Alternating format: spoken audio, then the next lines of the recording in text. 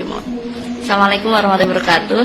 Tadi sudah 2 kali live tapi ternyata nggak kesimpan. Akhirnya saya bikin video saja. Jadi di sini saya akan menjelaskan tentang mukena terusan, kelebihan dan kekurangannya.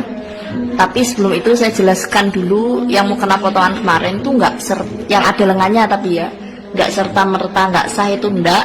Tapi bisa sah asalkan itu bagian rambut itu tertutup ya, dan bagian lengan juga aman. Coba lihat, bagian lengan aman, nggak terlihat. Kemudian catatan lagi, bagian mukena atasan yang bawah itu dimasukkan ke dalam roknya. Nah ini nanti bisa sah sesuai madhab Syafi'iyah. Tapi kalau masih nggak dimasukkan seperti ini, potensi nggak sah, seperti yang saya jelaskan kemarin. Kemudian saya akan menjelaskan tentang mukena terusan. Jadi kenapa kok mukena terusan ini juga punya potensi nggak sah? Itu karena yang pertama, bagian dagu ini biasanya nggak dimajukan.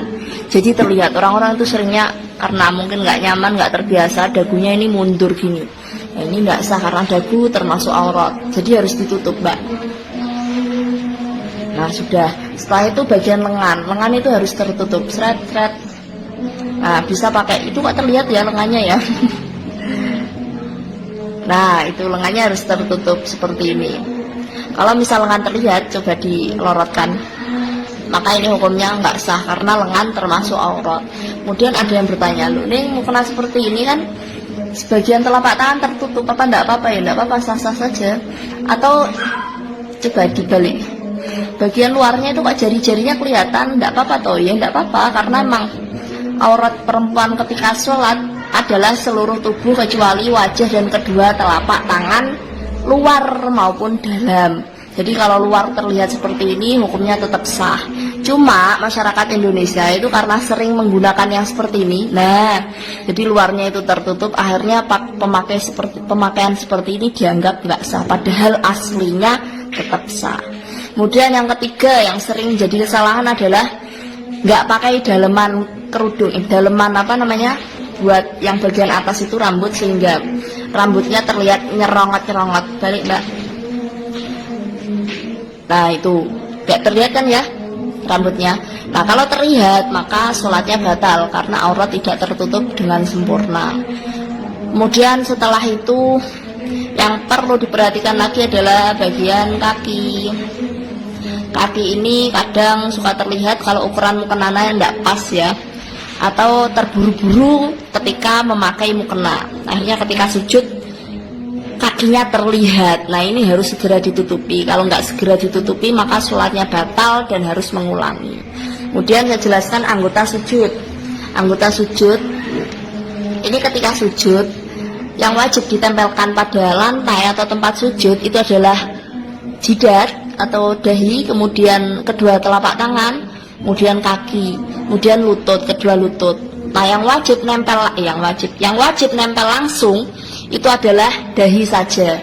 Tapi untuk telapak tangan dan telapak kaki ini sunahnya terbuka. Coba Mbak sujud, Mbak, dirapatkan ya ketika sujud. Nah jadi kaki itu terbuka, itu maksudnya bukan kok terbuka itu bukan, tapi langsung nempel pada mahalus sujud atau tempat sujud.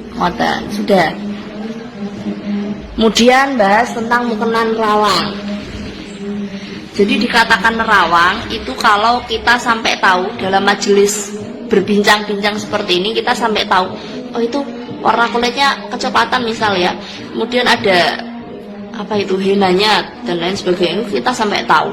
Tapi kalau kita perlu melihat lebih dekat agar tahu itu warnanya apa, maka ini tidak dikatakan nerawang. Jadi nerawang itu yang kelihatan kulitnya, warna kulitnya ketika kita dalam majelis berbincang.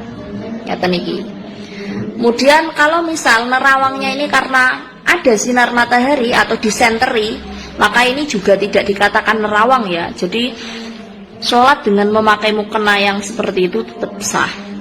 Jadi yang dikatakan nerawang itu ya yang seperti ini. di majelis berbincang kita tahu kulitnya warna apa, kukunya warna apa, dan lain sebagainya.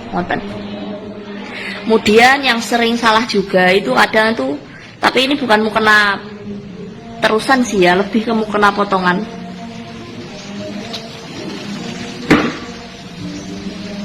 Nah,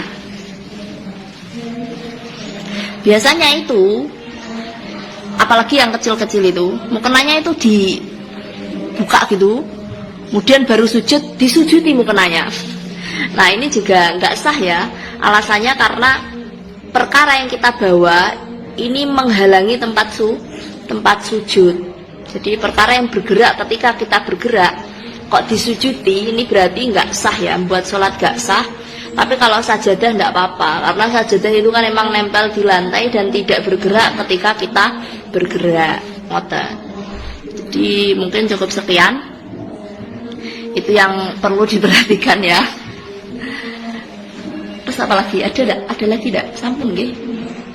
Dan kira-kira itu tentang mukena terusan. Jadi sebisa mungkin buat yang belum tahu dulu ya, insya Allah sholatnya tetap sah.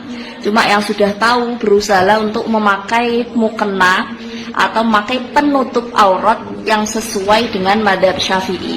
Yang bagaimana itu? Yaitu yang menutup seluruh wajah kecuali menutup seluruh tubuh kecuali wajah dan kedua telapak tangan, baik dohir atau dohir itu punggung mbak. Nah, dohir atau batin gitu. Sekian dari saya. Assalamualaikum warahmatullahi wabarakatuh.